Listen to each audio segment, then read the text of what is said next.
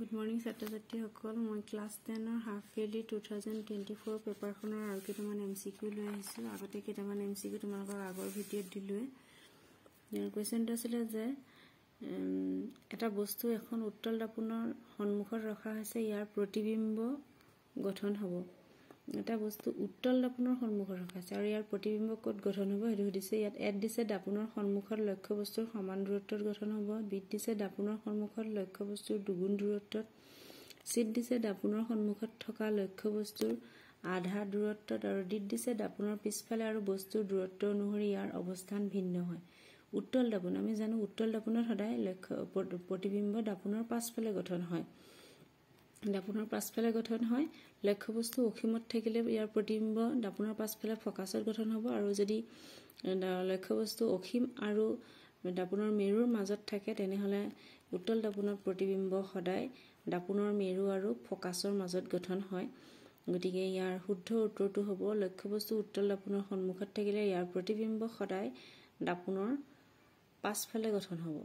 ইয়াত হ'ব option D দিয়া আছে, দাপোনৰ পাছফালে আৰু বস্তুৰ দূৰত্ব অনুসৰি ইয়াৰ অৱস্থান ভিন্ন হয়। বাকীকেইটা অপশ্যন ইয়াৰ লগত মিলা নাই, গতিকে কুৱেশ্যন 6ৰ উত্তৰটো হ'ব অপশ্যন ডি, উত্তল দাপোনত প্ৰতিবিম্ব দাপোনৰ পাছফালে আৰু বস্তুৰ দূৰত্ব অনুসৰি ইয়াৰ অৱস্থান ভিন্ন হয়। তাৰপিছৰ প্ৰশ্নটো হৈছে, যেতিয়া পোহৰ বায়ুমণ্ডলত প্ৰৱেশ কৰে তেতিয়া এই অতি ক্ষুদ্ৰ কণিকাৰ ওপৰত আঘাত কৰে, যিয়ে পোহৰৰ ৰশ্মি সকলো দিশলৈ বিস্তৃত কৰে, আৰু ইয়াৰ কাৰণ কি?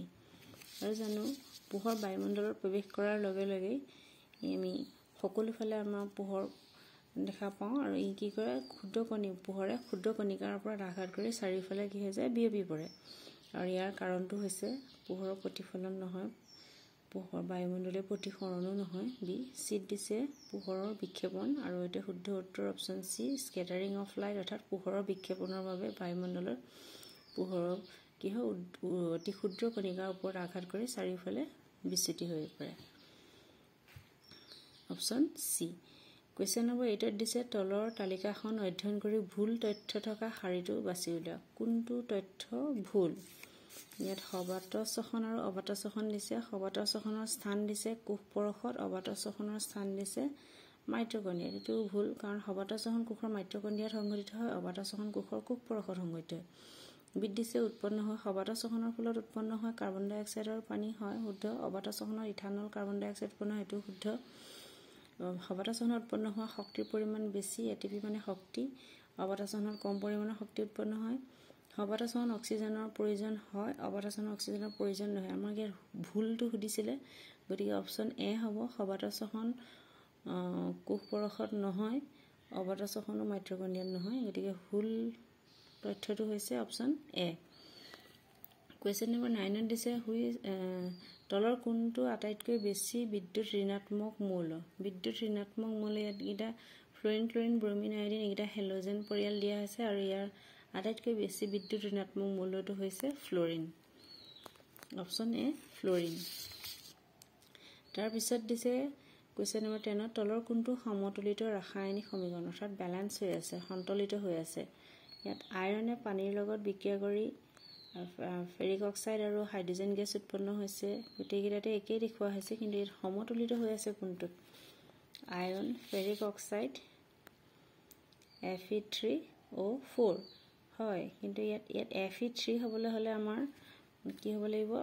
কাৰ্চিডালৰ এইফালৰখিনি কৈছে বিক্ৰিয়ক পদাৰ্থ, সোঁফালৰখিনি কৈছে বিক্ৰিয়াজাত পদাৰ্থ। Fe3O4 হ'বলৈ হ'লে আমাৰ ইয়াত বাওঁফালেও আইৰণ 3টা থাকিব লাগিব, অক্সিজেন 4টা থাকিব লাগিব।